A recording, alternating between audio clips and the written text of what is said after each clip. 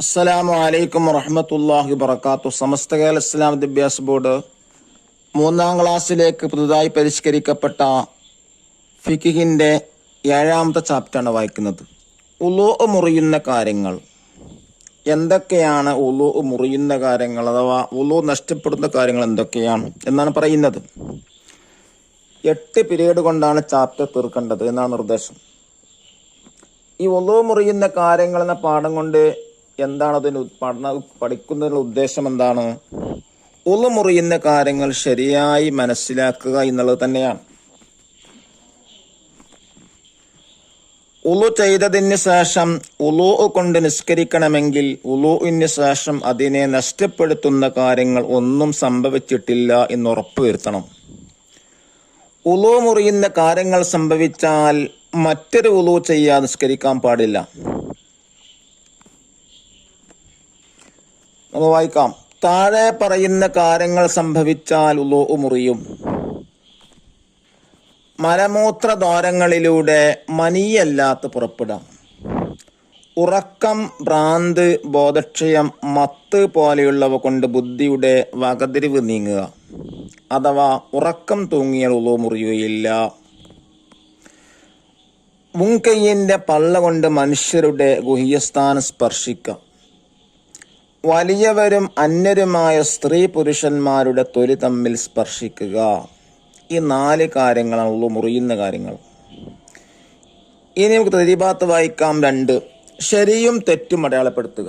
1 നിസ്കാരത്തിനിടയിൽ ഉളൂ മുറിഞ്ഞാൽ നിസ്കാരം പൂർത്തിയാക്കും. തെറ്റ്. ഉളൂ ചെയ്ത് വീണ്ടും നിസ്കരിക്കണം, അതാണ് ശരി. നെക്സ്റ്റ് പേജ് നോക്കൂ.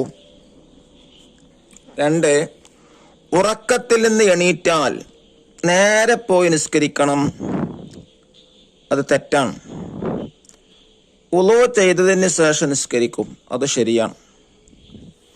ഉളു മുറിയുന്നവയും അല്ലാത്തയും അടയാളപ്പെടുത്തി വേർതിരിക്കുക. 1 സഹോദരി സ്പർശിച്ചാൽ ഉളു മുറിയില്ല. 2 ഭാര്യ ഭർത്താക്കന്മാർ തമ്മിൽ സ്പർശിച്ചാൽ ഉളു മുറിയും.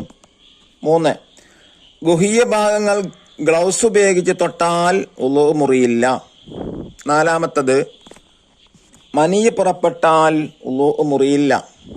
5 തൂങ്ങി ഉറങ്ങിയാൽ ഉളൂ മുറിയില്ല.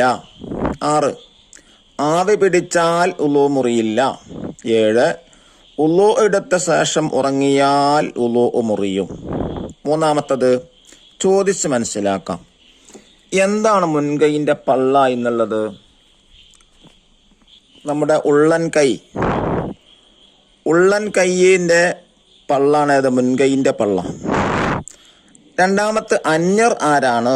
നമ്മുടെ അടുത്ത കുടുംബക്കാർ അല്ലാത്തവര്. ഉമ്മ, ഉപ്പ, അനിയൻ, അനിയത്തി,